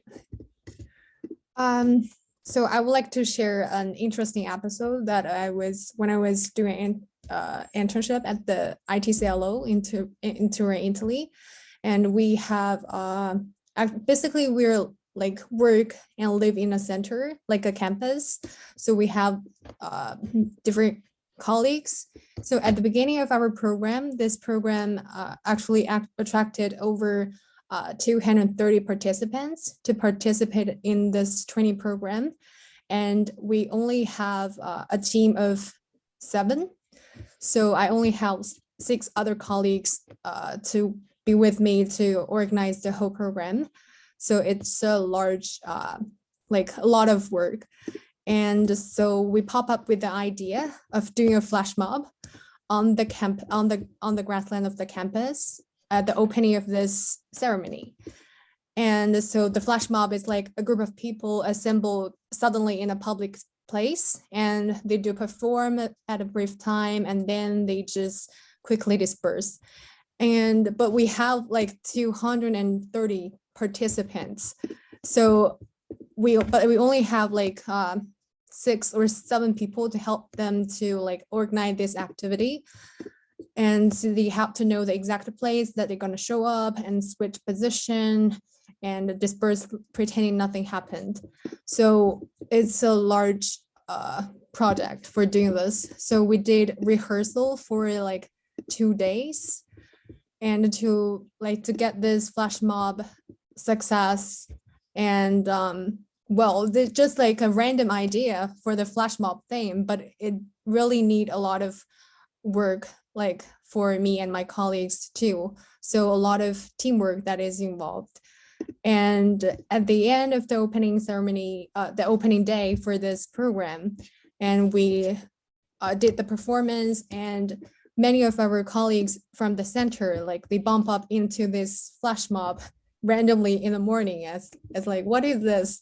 So, but we've received a lot of emails for our colleagues who are like sending emails for this appreciation for this like new fresh thing that like appear randomly in the morning on this campus at the center.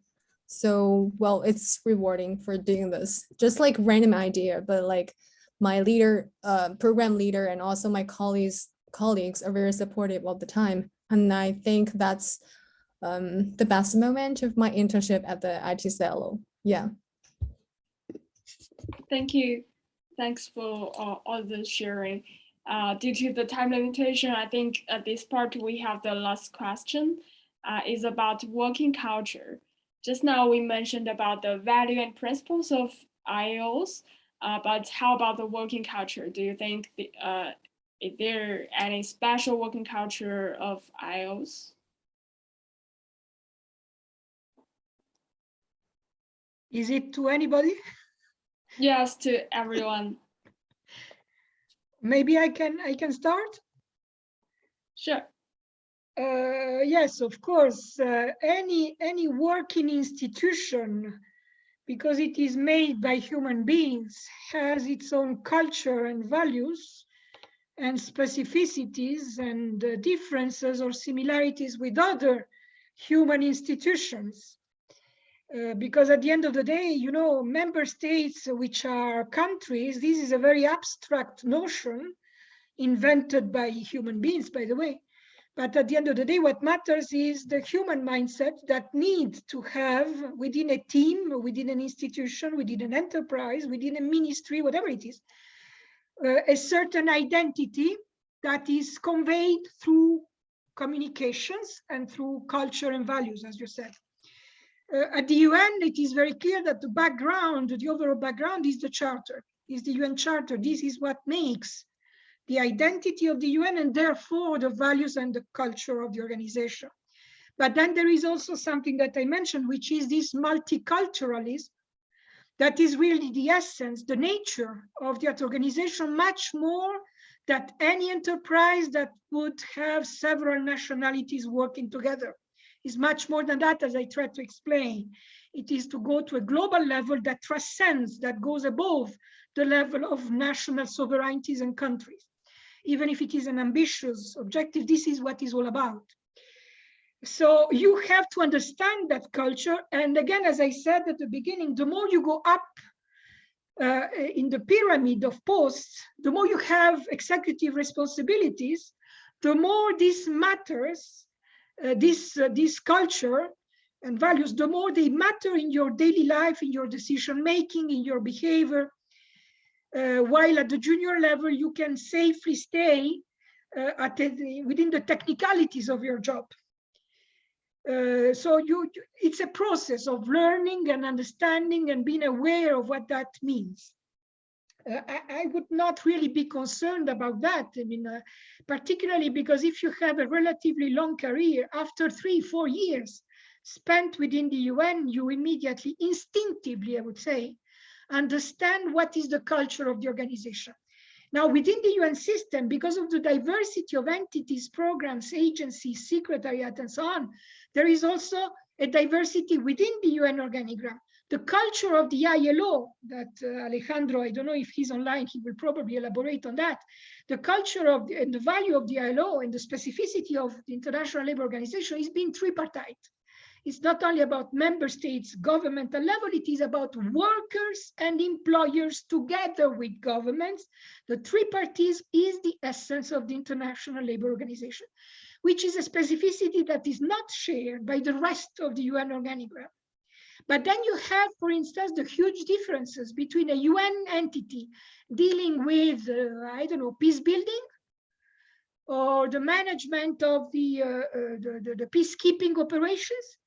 Has nothing to do with the culture, the values, the daily working mindset and operations and so on, as compared to UNESCO, because it was just mentioned minutes ago, but I could pick, another example within the organigram, it would be the same. So this is also something that you have to understand within the diversity of the 33 components of the UN organigram, of the UN system. You have all sorts of cultures depending on the nature of each entity, the functions, the goal, the size, the power. As I said, the World Bank is very powerful, UNCTAD is very weak. If I may, since I have the floor, Xiaonuan, I would like just to elaborate a little bit, 2 seconds, with what our colleague said regarding the non-native language obstacle. Well, remember that unless you are an English-speaking mother tongue born with English, all of us within the UN system, we are all non-native language regarding English, but we are native in something else. I mean, another language, which is our mother tongue, whatever it is. So it's not you should not feel special because you are non-native, because everybody's non-native anyway. So that's also the beauty of the UN. Everybody's in the same melting pot, We all start with different obstacles at start, including the language that usually, yes, it's an obstacle. Not everybody is English mother tongue. And also regarding something that Alejandro said, which is related to this non-native story, regarding the consequences of you being an international civil servant for your family. When you will get married, you will have children, and then if you decide to continue with your own international civil servant path, then, as he said, you will have, for instance, to move from one country to another one with your family. That raises all sorts of practical obstacles regarding, for instance, schools for children. Changing schools, changing country, changing language, changing program, changing friends. This is also part of what was my life. And it is not always easy to manage that, but it has a huge advantage. You convey the spirit of an international civil servant to your second generation, to your children. And I can see that now in my own case, and Alejandro the same, you convey that same international global spirit to your grandchildren, to the second generation. I am very proud of my 2 grandchildren, because my 2 grandchildren have, believe it or not, 5 nationalities, and they speak, believe it or not, 4 languages. So I'm very proud of that melting pot that is, transfer from a generation to another one, and that again goes with the mindset, not only speaking languages for the fun of it. It is having an open mind.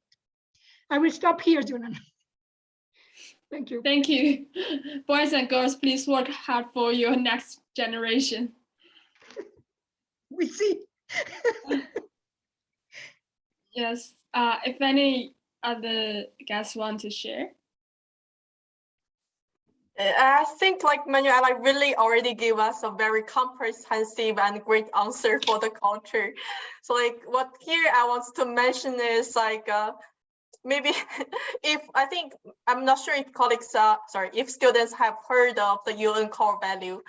I want to read this because if that's some question coming from your interviewer during some like your future interview, like with United Nations or any other agencies.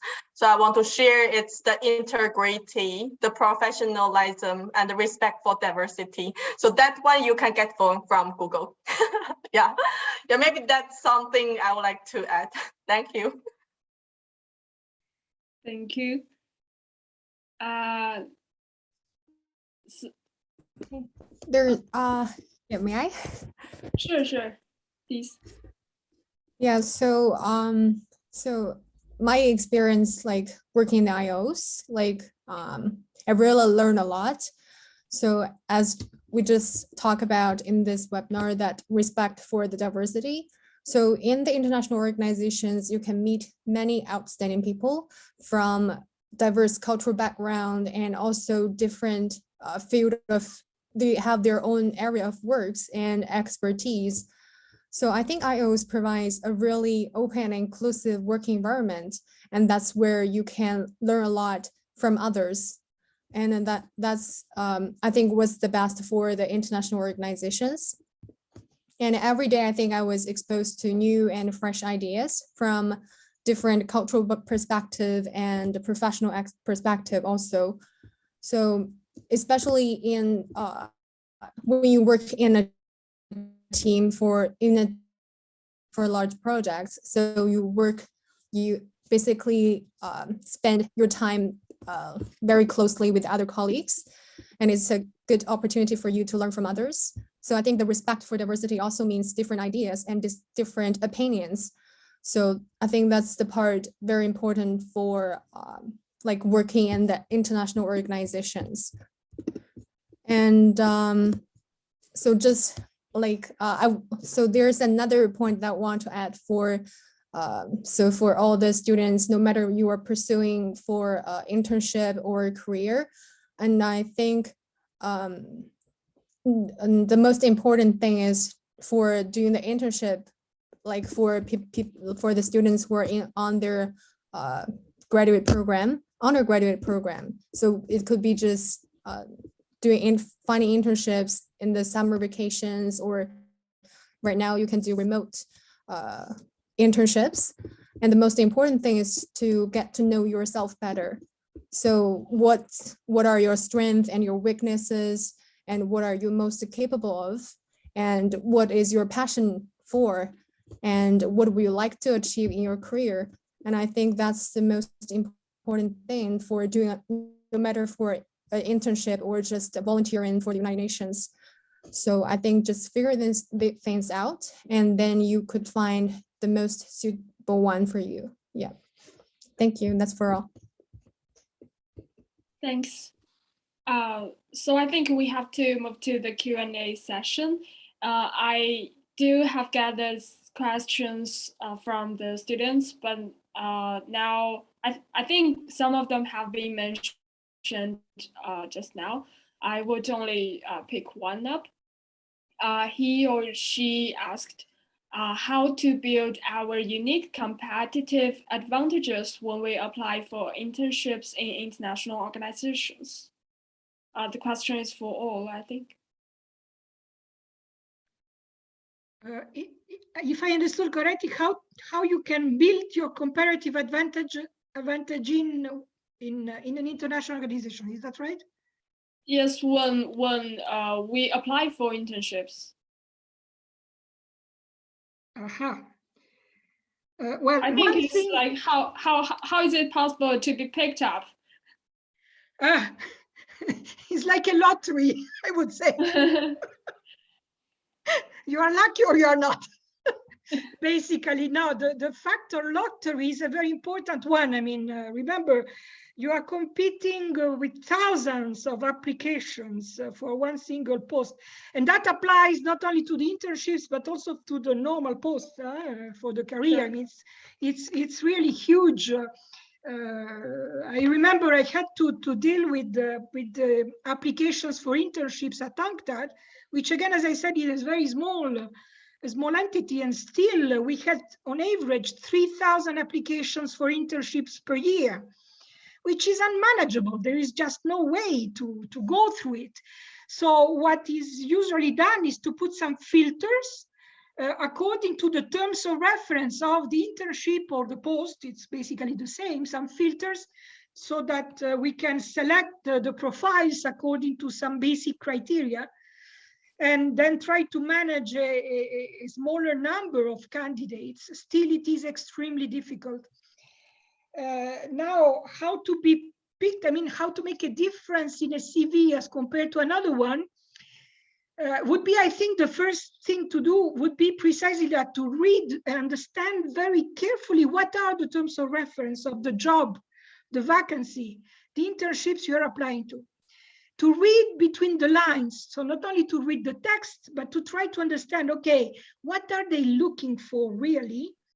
What is, from the manager's point of view, what would be the ideal candidate, which is not always expressed in plain English or one of the 6 languages. So you will have really to fine-tune then your application, your CV, according to the terms of reference of the post to which you are applied. This fine-tuning is absolutely key. And then try to show your motivation, your interest. Try to draft explanations about who you are or your professional or academic experience in terms which are not the usual one. Try to be original. Try to be different. Again, not totally out of the picture, but again, related to the terms of reference of what is being looked at. I know it's very generic what I'm saying, because then it's a case-by-case exercise. It's difficult to have, you know, a recipe that works for all. That doesn't exist. A universal recipe doesn't exist. But certainly to tailor your presentation, your CV, your form, your explanation, tailor it and be original as compared to the terms of reference and what they mean for the manager. That is absolutely key. That's the only advice I can give, honestly. Also, something else, I'm sorry, what is important is the question should not be what the organization can bring to me or what I can gain from my internship or professional experience in that organization. It's the opposite question, is what I can bring to the organization, because I'm serving it. So the perspective is a very important one. And you have to convey that perspective, that you are bringing something. You're not looking for something that the organization will give you. I don't know if it is clear.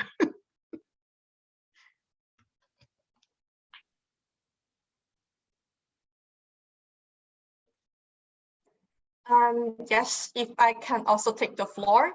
So as Manuela said, like, it's very important, like you do your homework, so you understand your term of reference. You can find out the keywords and maybe like translate it into your cover letter or something. That's a trick when you're like applying for internship or career. And the other things maybe I would like to share is to know yourself. So like do not put any restrictions to yourself like before you apply any positions, because there are all kinds of positions in the international organizations. So use your ability, believe in your professionalism, like and just apply. In my case, like usually I will divide my skills like into 3 levels. So the first level of skills, I define it as, you know, the skill that won't let people dislike you. Like you need the basic knowledge of English. Maybe it's better that you can drive. You can use a computer and, you know, like the 365 office software. So those kind of skills, it's somehow must before you can be a professional in the international organizations. So the second level of skill, if I can see, is it's to show your professionalism. There is a certain areas like that you can see you are expert, or at least you are professional in. Like you know about the computer science, you're good at the visualizations, you know about the human rights, and you care about the climate, and maybe you are masters in the health areas. So that one will give you a tag in some ways in your colleagues' mind. So if I have a questions on this field, I can go for and reach for your help. So that shows your values to the organizations. So if the third level of skills, I can imagine it's about the professionalism, is what makes you difference. There's always like a group of people who can capacity to doing something. Those people like who are coder, like who know computer science, who can develop app. But what makes you difference? Why I don't choose others but choose you? Maybe you are very interpersonal people. Like everyone talks to you, they love you the most. Or yeah, you are very adapted to the pressure, to the risk. I can work in the COVID pandemic. There's lots of difficulty emerged. There's lots of challenges every day, but I'll always keep calm and like I always perform my most professionalism service to the organization. So those kind of like soft things makes you shine among all the candidates. So that's also one of the reasons like why the officials like picks up you in their teams. Yeah, I think that's all I want to share. Thank you.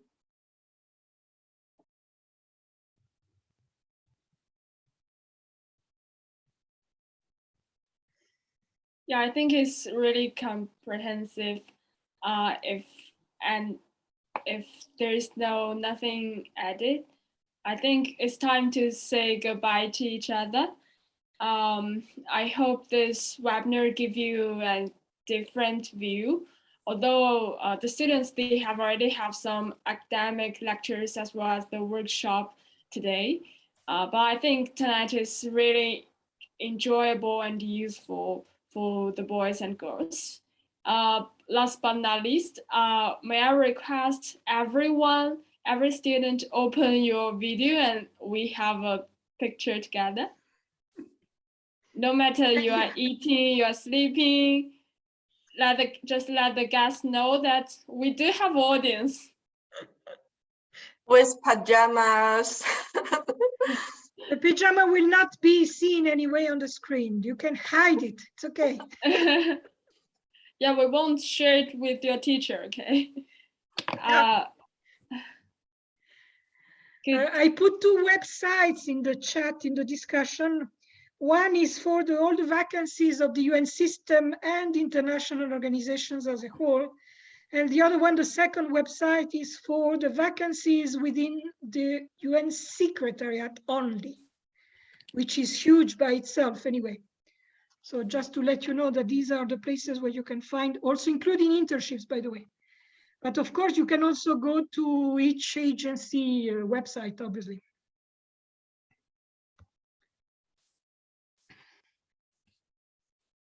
Yes, also our talent help to share information of our internship. Maybe you can find it on WeChat account. Yeah, I have already seen some people. Nice to meet you.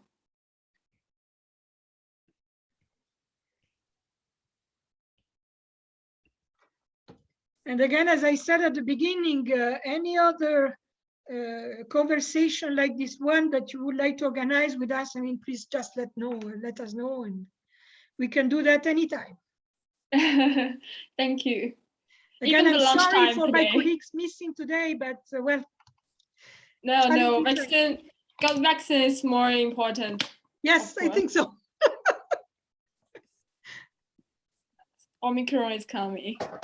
It would be nice if all the students could also join our great talks that would give them some idea of what the work and the people that we are working with is still very interesting.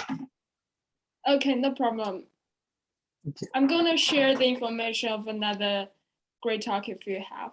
Yes, I sent you, I think, the one coming next week, right? Did I send it to you? Usually I send to you the invitations. The problem is that they are at 5:30 Geneva time, which is 11:30 your time. Yeah. Unfortunately. Yeah, it's almost midnight. Yeah, I know it's difficult. We will soon have all the recordings updated in our website, which is not working right now, our website, usual one, the greycells.ch. But it will soon be refurbished, and then all the recordings will be there so that you can share all of them without the problem of the time. Yes. I'm gonna ask my colleague, Sean, can you help us to have the Snapchat?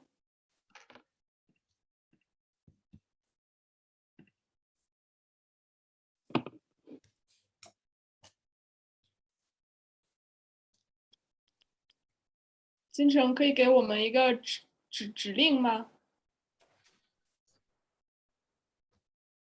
Like 3, 2, 1 cheese?